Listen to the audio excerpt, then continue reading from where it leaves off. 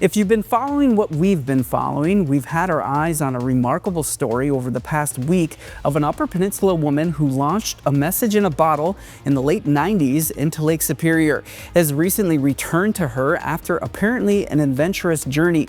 According to Marquette resident Amy Benson, she threw a bottle into Autrain Bay nearly 30 years later, and it ended up in the Outer Banks of North Carolina. But how could it happen, and what does one bottle, two Amy's, and over 3,000 miles all have in common? MyUP's Faith Argall has the answer.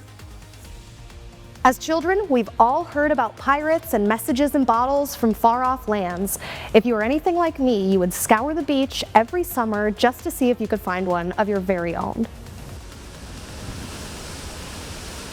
It was 1999 in late August. Two little girls were running through the beach sand to get to Lake Superior in Autrain, Michigan to throw out their very own message in a bottle.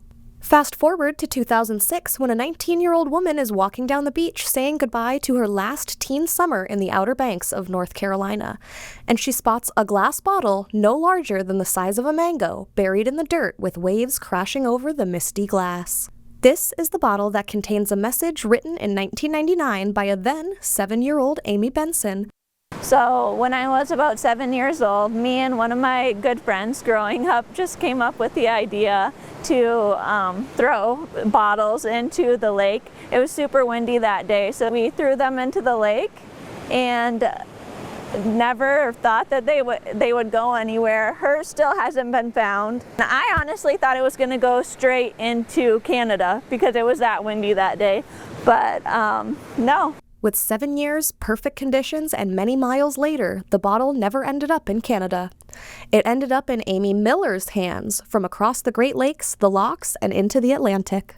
I was on the beach one day and looked down and saw the bottle. I thought that I found it after a kid just threw it in, so I didn't think of it being like a wild idea to find this person yet. That particular spot on the Outer Banks I was living for that particular year was tons of families and kids.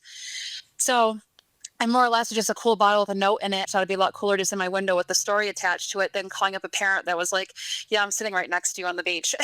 This bottle has now traveled from the UP to North Carolina, Vermont, and New York, all with Miss Miller.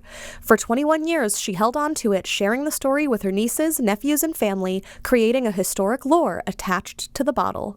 In order for this to happen, the bottle would have had to travel from Lake Superior, through the Soo Locks, into the St. Lawrence River, and down the Atlantic where the currents dragged it into the Outer Banks.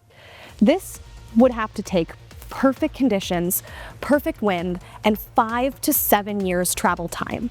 And Miss Miller found it 7 years after Mrs. Benson tossed it into the lake.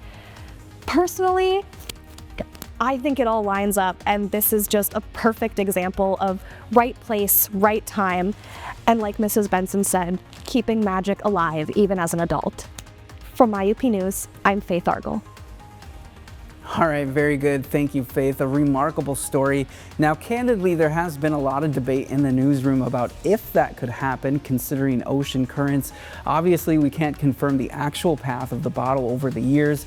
However it ended up in North Carolina is anyone's guess, but regardless, it's a fascinating account. In case you missed it, here's a clip of Amy Benson last week on the shores of Lake Superior, opening the package of a bottle that somehow, some way, ended up in North Carolina. If my math is correct, 30 to 35 years it has been. I'm so happy this made your day. It's been in my window for a very long time. Now it's back where it belongs. Thanks for this memory, Amy. The message in a bottle I threw out into Lake Superior when I was a little girl. Made it all the way to Kitty Hawk, North Carolina. So crazy.